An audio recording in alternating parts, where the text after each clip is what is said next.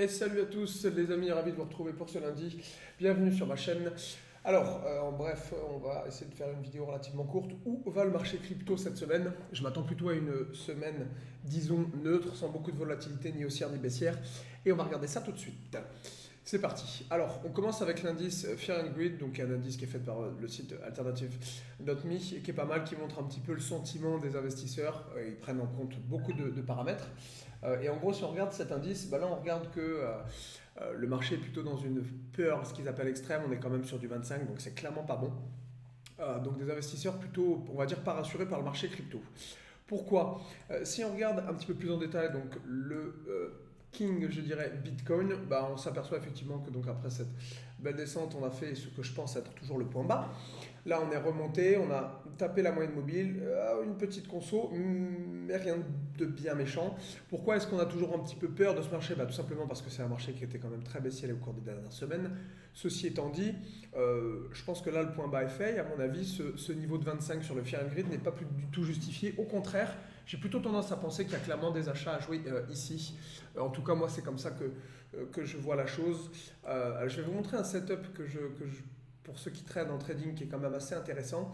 Vous mettez les bandes en orange sur de la volatilité en 50 et quand vous avez une grosse montée et que vous avez une conso en deux temps, généralement le bas de la bande s'achète.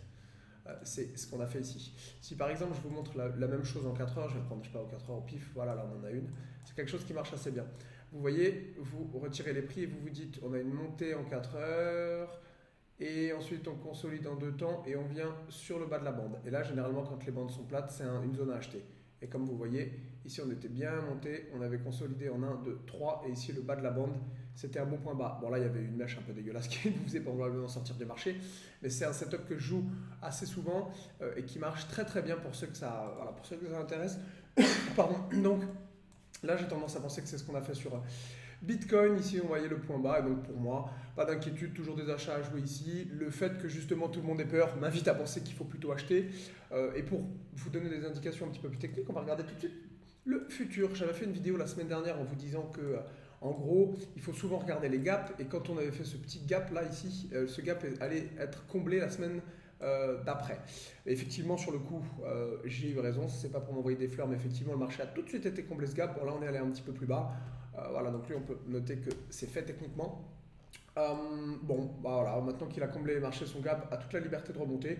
Moi, je m'attends honnêtement à une structure haussière au cours des prochaines semaines. Néanmoins, après la petite remontée qu'on a eue et la grosse semaine baissière passée, je m'attends à une semaine plutôt neutre, légèrement haussière, légèrement baissière, mais je ne pense pas qu'on ait chassé beaucoup de volatilité cette semaine sur le marché crypto. Ce que je voulais vous montrer aussi, c'est au niveau donc la comparaison entre le marché futur, donc là où vous achetez des contrats, c'est-à-dire c'est ce marché donc, qui ouvre donc le lundi matin et ça ferme le vendredi soir, d'accord, le contrat futur sur Bitcoin, et la différence entre le spot, c'est-à-dire l'actif sous-jacent qui est décentralisé, qui cote H24 365 jours par an. C'est ça en fait, c'est ce que vous regardez ici, la différence entre le spot, le marché réel, et le marché futur qui est un marché organisé qui lui ouvre et ferme à des horaires à peu près normales. Comme vous pouvez le voir, le spot catalyse seulement 27% des volumes contre 72% pour le futur. Qu'est-ce que ça veut dire? Ça veut dire que ça, c'est surtout acheter le marché spot, c'est surtout acheter dans une optique de se couvrir long terme, voilà, un marché un petit peu, une valeur refuge, Bitcoin, les crypto-monnaies, etc. Alors qu'à l'inverse, vous pouvez voir que le marché futur, c'est le marché des spéculateurs, les marchés donc des banques, des institutions, etc. Et c'est un marché qui est fait essentiellement pour spéculer ou pour se couvrir. On verra ça dans une autre vidéo. Donc toujours beaucoup de spéculation sur Bitcoin. Le fait qu'on ait toujours beaucoup de spéculation ici et qu'on ait un point bas, un setup un petit peu technique, m'invite à penser qu'effectivement on est dans une zone acheteuse. Ici, moi j'ai aucun doute clairement à vous dire, pour ceux qui ne sont pas dans le marché crypto, vous pouvez, je pense ici sans problème, jouer des achats pour jouer une remontée future.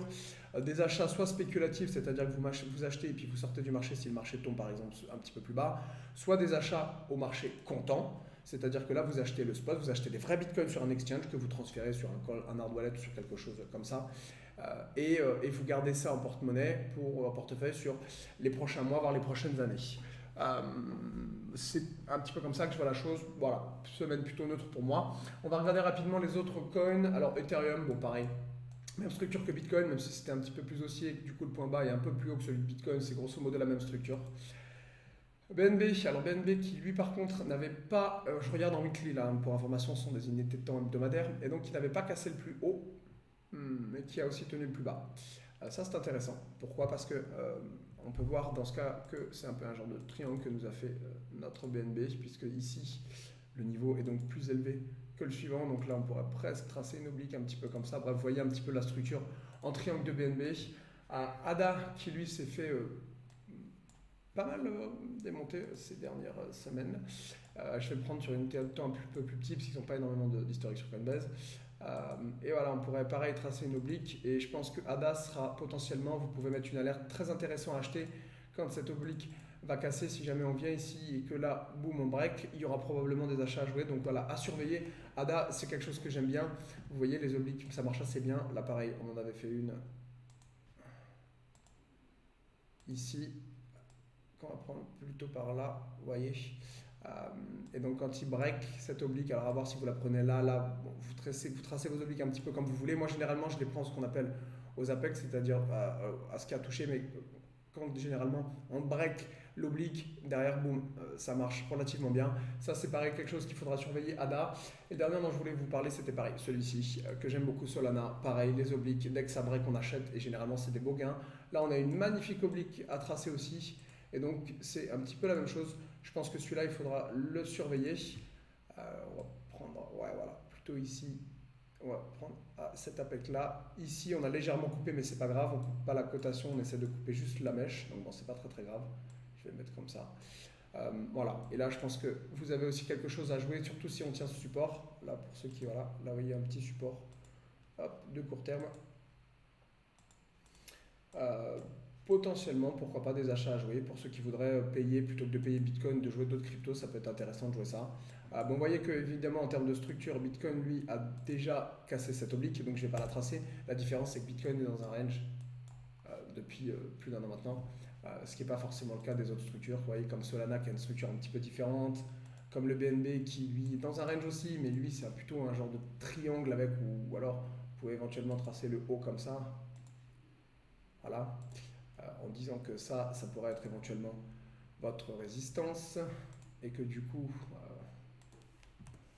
on va tôt ou tard, on finira par arriver au niveau de la résistance. Bref, vous pouvez tracer vos structures comme vous voulez, mais encore une fois, voilà, c'est un marché qui consolide. On est sur des points bas sur à peu près toutes les cryptos, BNB, ADA, de l'Ethereum, du Bitcoin, ce que vous voulez.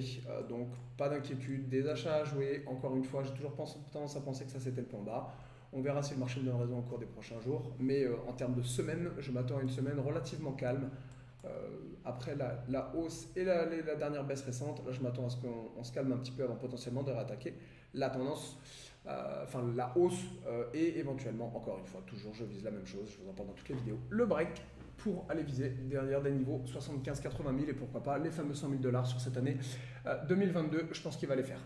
Voilà, je ne vous garde pas plus longtemps, je vous dis à demain pour la prochaine vidéo, on essaiera de sortir un petit peu du technique pour parler d'un petit peu du marché crypto dans sa globalité, de la blockchain. Sur ces belles paroles, je vous dis à plus les amis.